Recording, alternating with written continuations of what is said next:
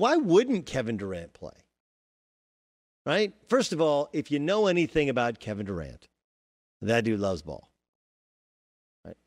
Basketball is what he does. I know Rich Kleiman is his business manager and friend, and he diversified his portfolio, and he wants to make him into the type of millionaire, billionaire magnate that anyone in their right mind could only dream of becoming. But he's got all that loot. He can spread it around, and he's done very well during his time in Silicon Valley. But Kevin Durant is a baller, is a hooper. How do you know if you're a hooper?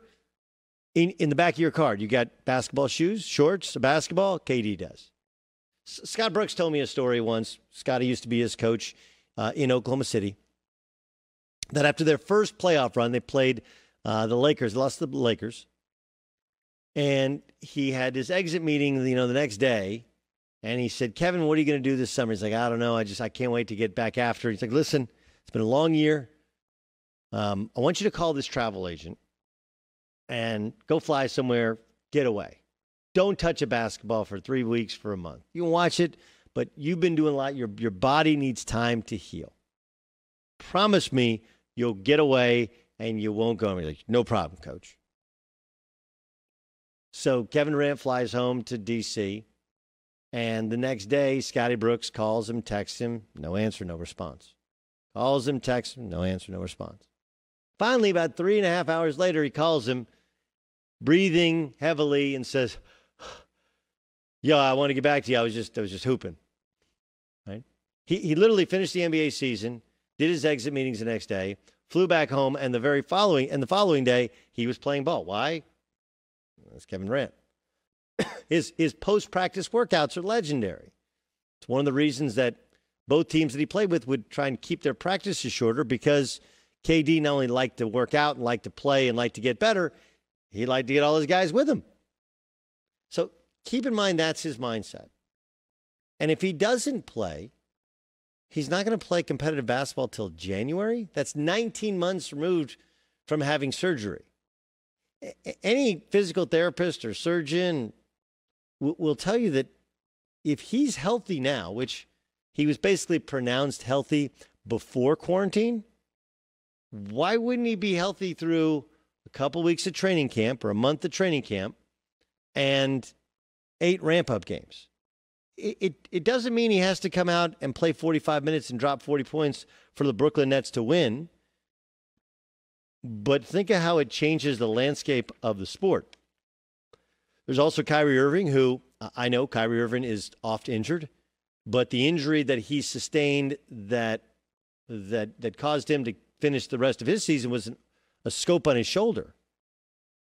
You could have Kyrie Irving and Kevin Durant on a team that was already going to the playoffs. You got DeAndre Jordan to protect the rim. You got Spencer Dinwiddie, who's a do-everything guard who can play point, can play two.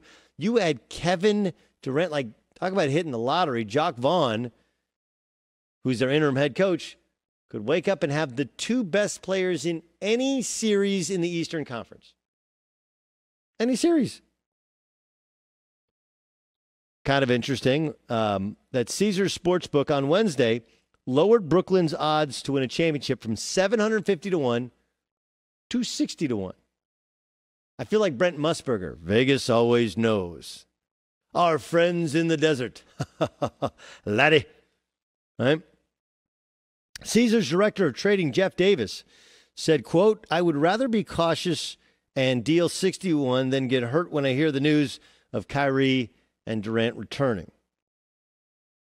It's crazy. I don't want to post 150 to 1 odds. The problem is if you take a bet of a couple $1,000, $2,000, it pays $300,000. And you're stuck if Durant is good. Like, let's remember last year, around this time, Game 6 NBA Finals, for a short period of time, the only game he played in, he was the best player on the court. The Warriors didn't lose because Kevin Durant faded. Now, we don't know what he'll look like coming out of an Achilles tendon tear. But 13 months right now, and it'll be, close to 15 months removed, when they'd actually play games, Kevin Durant's good to go. Unless that surgery was butchered, which it wasn't, why wouldn't he be cleared? And since he'll be cleared, the argument against playing cleared players has always been, like when Derrick Rose, remember when Derrick Rose was cleared to play right before the end of the regular season, did not play in the playoffs with the Chicago Bulls, and people went crazy. And my point then is the opposite of my point now. Or maybe it's the same point, but it's a different subject. Point is this. For Derrick Rose to sit out the entire year, join the team getting ready for the playoffs, play in the playoffs, that's merging onto the Autobahn. That's going 0 to 100. Something's going to go wrong, right? Like when you punch your car, that's when you run down your tires. And by the way, you can't really control it if you have a car that's got a lot of power.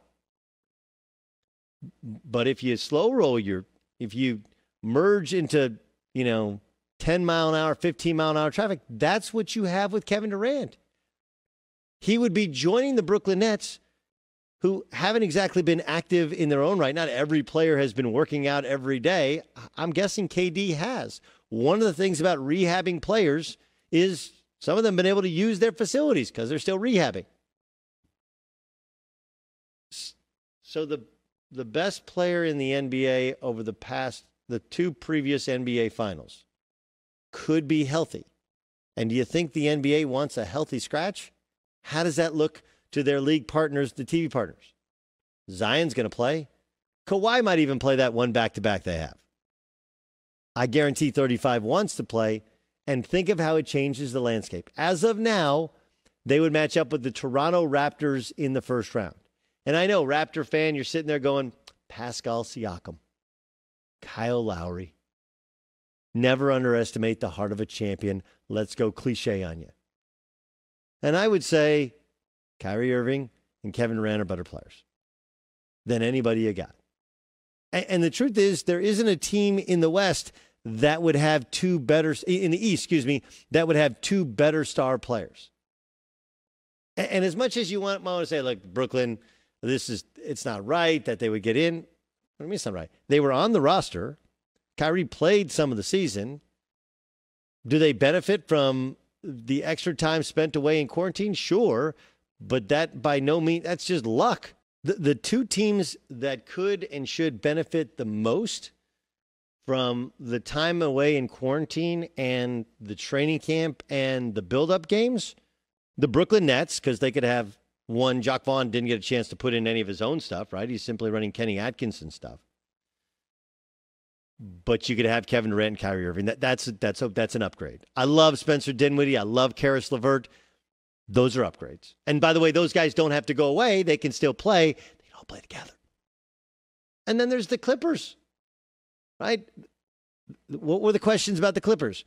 Could Paul George, Kawhi Leonard stay or be healthy? And what about their cohesion? Because essentially half the season, they didn't play without one or two of their stars. Now you get a second training camp. You get more games to play together. And the likelihood of them all being healthy, huge win. Huge win. If you ask Kevin Durant, he'll want to play. And if he doesn't play, it's because somebody's holding him out with some thought that he could get injured again. And the truth is, if you asked any doctor, unless the surgery was completely butchered, 15 months with a training camp and some ramp-up games, not having to play every minute and win every game by yourself, he's fine. And if he's fine and if he plays and if you add Kyrie Irving, it dramatically changes the Eastern Conference. Hi, everybody. Thanks for watching. Subscribe here to get the latest from the show. Also, be sure to check out more of the best clips from The Herd or go watch a few segments from other shows on FS1.